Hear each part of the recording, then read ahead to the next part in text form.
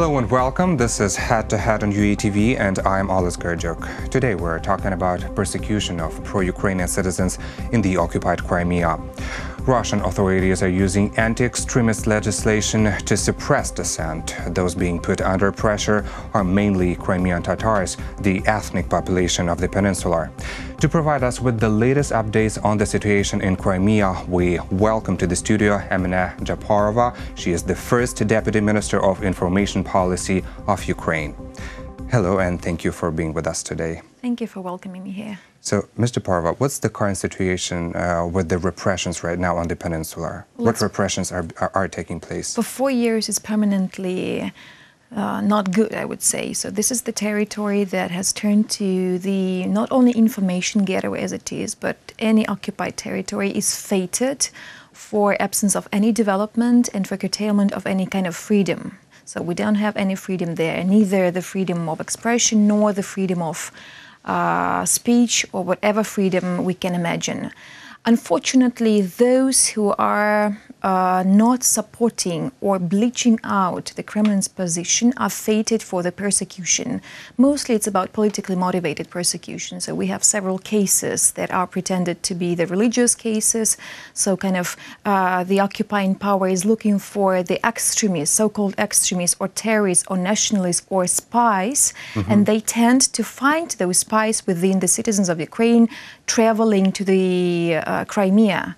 So we believe that this is done on purpose in order to show that Russia is efficiently fighting the extremists. And within the Muslims, Crimean Tatars, they find these extremists.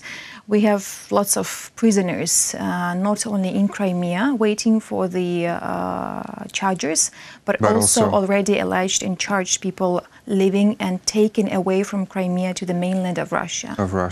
And as for this anti-extremist legislation which is being used against Ukrainians, what is it about? It's mostly about suppressing. There is a new phenomenon that has developed for these 4 years in occupied Crimea. When we had the situation when the Ukrainian media, together with the Ukrainian free and objective journalists, were squeezed out from Crimea. So they kind of cleaned the peninsula from any kind of objective information, together with the growth of the persecution. We had so many house searches taking place almost every day in Crimea. And this caused the new phenomenon, so-called civic journalism, when average people, just neighbors of those whose houses were under the search or whatever persecution, or the families with the persecution, their relatives, their friends, they tend to come to these houses and tape and video and record this kind of non-legitimate searchers, and they tended to post this on the social media, whether Facebook or whatever media, social media could it be. So and then these people were several times warned by the security services that they have to cease this kind of activities, because of course security services are not interested in delivering this truth, because the propaganda is, the Russian propaganda is totally about creating this myth that there is no war and people are living happily their lives with this, in this Russian reality, with the Black Sea, beautiful sun, with the bridge building up, with the airport building up, with the schools and kindergartens, and they're trying to fill in this information bubble with this kind of, illusion of peace. But at the reality we know and we see that a huge part of those who are not supporting or not accepting this reality, they suffer. And these are mostly Crimean Tatars and ethnic Ukrainians like Volodymyr Balogh, who had his Ukrainian flag on the rooftop, and now he's 43 days of hunger. On hunger strike, right? Yeah. And now, how do they call these people who do not fit into that reality that they want to create?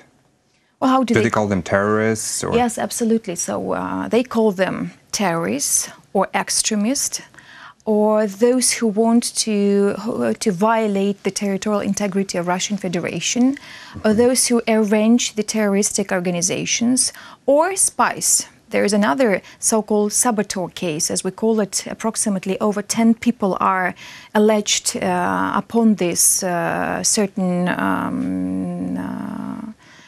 alleges called Ukrainian spies. So this may be, I mean, you should, in this Crimean reality, you should not necessarily be a spy, a real spy or a real extremist in order to be called and alleged to be a spy. Yes. So it to means be accused that of being, yes, of this collaboration with in the Ukrainian reality, intelligence. It means that if you're an average Ukrainian and you travel to Crimea, if you have relatives there, let's say, that is already dangerous. You may be seized, you may be arrested, and you may be accused of being spy just for having the Ukrainian passport.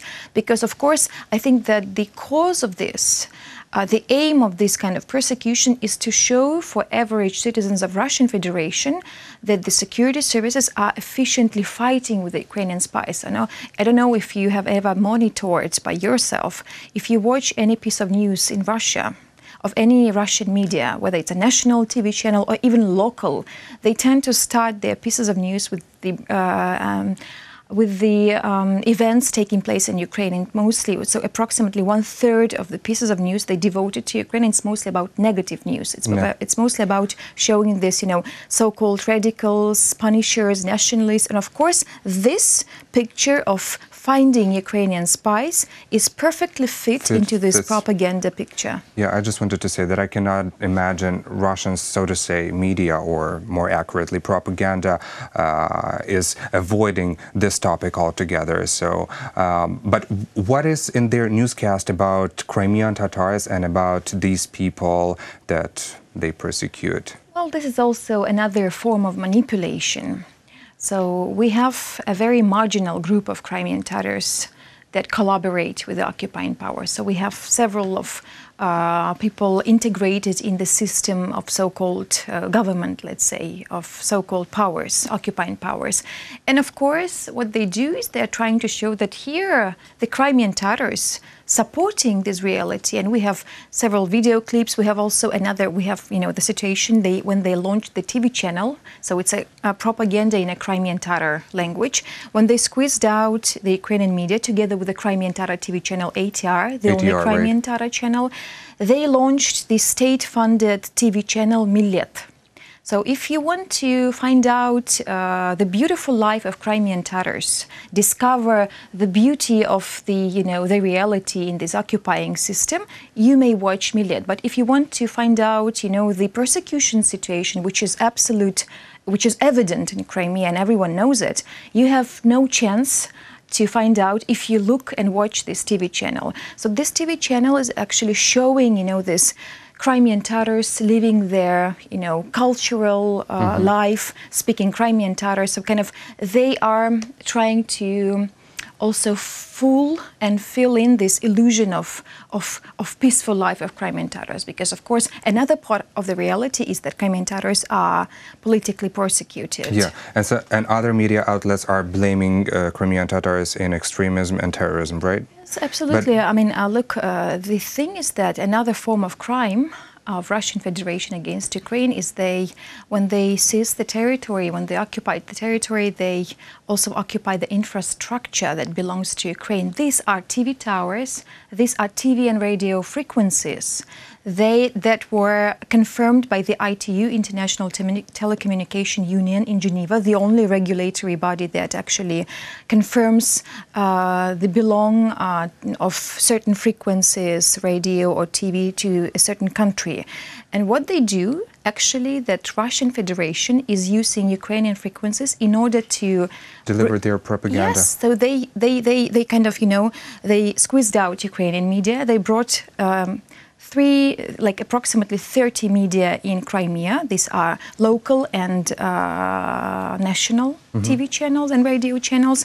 And they, of course, they have to, otherwise they cannot receive any license in order to be media. They have to bleach out, this Kremlin's position. And of course, in this picture, it's again about peaceful life with no war. Except for some people who are protesting. Yeah. But then it means that it inflames the inter-ethnic hostilities in the occupied territories between the local population and the ethnic population, which are Crimean Tatars. So what are the results of that so far? Yes, we believe that this is a classic frame of hate speech.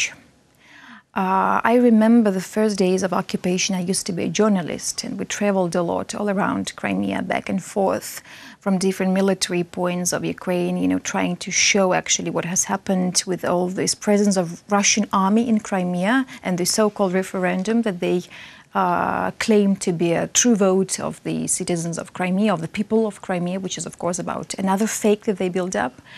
I remember we had this kind of cases when the houses of Crimean Tatars were marked with the curses.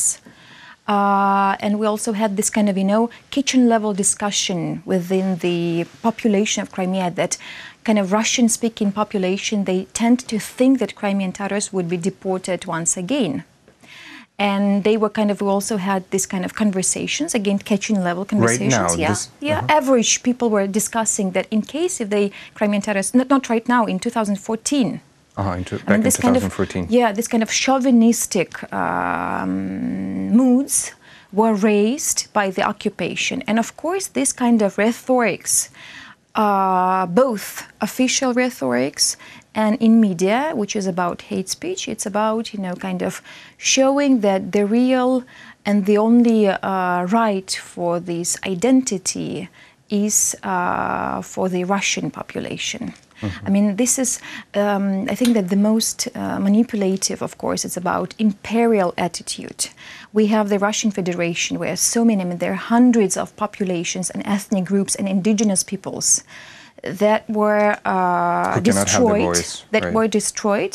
And of course, there is a kind of a claim or pretend, again, a big illusion, because they have officially Ukrainian, Crimean Tatar and Russian language are the state languages in Crimea, which is, of course, de facto not working framework, because the only language that can survive is the Russian language. Well, we all remember the tragedy of this forced eviction of Crimean Tatars back in 1944, and you mentioned that people nowadays people tend to think that this is the second attempt of the Russian Federation now. And the chairman of Crimea Fund, Riza Shevkiev, announced that approximately 10% of the ethnic population has already been expelled from the peninsula. I believe that is since the moment of annexation in 2014. Do you agree with these figures, or do you have some other data to share? It's not about me to be agree or not, because it's about the figures, and we have, in order to bring up or to raise any kind of figures, we have to rely on any kind of survey, and we do not have. But so officially, has it been done? So the IDP situation with both Donbas and Crimea, it's approximately like 1.6 of IDPs in Ukraine, and approximately 35 or 40,000 of those IDPs from Crimea, and you cannot calculate how many of those Crimean Tatars, because you don't have any registration or a kind of a separate procedure for registering and verifying Crimean Tatars left. So it's about subjective numbers, and I don't feel like coming up with any figures on this. Well, I believe and I presume that the not official number of the IDPs from Crimea is much higher, because there are so many people whom I know personally who did not want to, let's say, name themselves IDPs because they are the citizens of Ukraine, and they believe that this could be another kind of discrimination to put themselves into this status of IDPs. So many of them, they did not have this registration. They still live on the mainland of Ukraine without this registration of IDPs, and these are so many. So we don't know how many of them. Okay, but then we remember that back in 1944, Soviets were expelling Crimean Tatars to the Urals, to Siberia, to Uzbekistan. What is nowadays situation? Does it ever happen that Crimean Tatars are being expelled right now from the Ukrainian peninsula? No, it's not. Or these cases are unknown yet? The deportation, which is a genocide of Crimean Tatar people, which is a crime against humanity, we believe, because it has all the signs of that crime, may not be repeated, of course. And I don't believe that Russian Federation would be then that cynical to do this once again. Of course, we are not surviving. I mean, of course, we can find something that resembles Stalin's regime, because, of course, if we compare those crimes committed by Stalin and today's police state, which is unfortunately Russia has turned to with the President Putin, we may find some things, some instruments that were traditional for KGB services and structures, even like kind of 50 years ago. Unfortunately, the situation with Crimean Tatars, it's not the deportation in this classic. It's not the expel, but it's the suppression of what their they point of do view against Crimean Tatars may be also called ethnocide. So when they try to from one hand, squeeze out active population, those Crimean Tatars who are quite vocal about what Crimea is in reality is, and from another hand, to force those who remain living on the peninsula to keep silence, because when there is a silence, it's quite easy to manipulate, and all this police, right. So all this police state, which is about Russia today, and of course Crimea, unfortunately, it's about controlling. I mean, we have security services even in the kindergartens with this education system. When even the children of in the kindergartens, they are brainwashed that Russia. This glorifying rhetorics of Russian Federation, of Russian army, with these cadet classes in Crimean schools, when the so-called self-defense guys come to the classes and come up with the lectures on how beautiful Crimea is with Russia and how efficient policy of Russian Federation towards Crimea and how bad it used to be with Ukraine, This kind of things are happening. And unfortunately, Crimean Tatars, I'm not telling about this marginal group of those cooperating, because of course there is still this number of people, trying to somehow survive and believing that they have to do something. And unfortunately, some of them, they believe that the only way is to cooperate. The overwhelming majority of Crimean Tatars, they are canned, I would say, because it's not comfortable to communicate with the pro-Russian or chauvinistic, let's say, elements in Crimea. So they are canned. They tend to communicate with their relatives or friends, discuss things in kitchens. And like it was back in the USSR when people were... Absolutely. So it's the same atmosphere in the air in Crimea. And what there's also another thing, this is my personal observation. It's about my relatives, my friends who come to the mainland, who travel to get the documents or just to visit me or friends in Kiev or any other Ukrainian city. When they reach or when they cross the so-called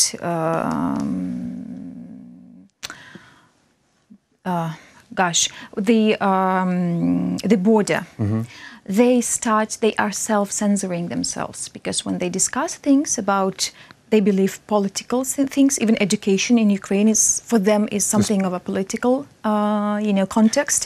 Something dangerous to discuss. They whisper. They don't articulate it vocally. I mean, they do not verbalize it with their voice. They are this whispering. is very scary. And it's very, very scary. I mean, the level of censorship, self-censorship is that high. And this is only because, this kind of persecutions happen, this kind of inquisition, I would say. And I mean, the aim is that, if you are an average person and your neighbor, again, same average person, no, even an activist, with not evident political, position, and if this house or this family is being under the search, you start to think that it may somehow, touch you. And of course you start to scare, and of course you start to self-censor yourself. And this is something that is happening in Crimea with Crimean Tatars. Well, I still have many questions to ask you about, but unfortunately we are running out of time. But still, I want to focus on one other issue. You reminded about political prisoners, Volodymyr Balu, who had been sentenced for displaying Ukrainian flag on his house, and basically he is on hunger strike right now for more than a month.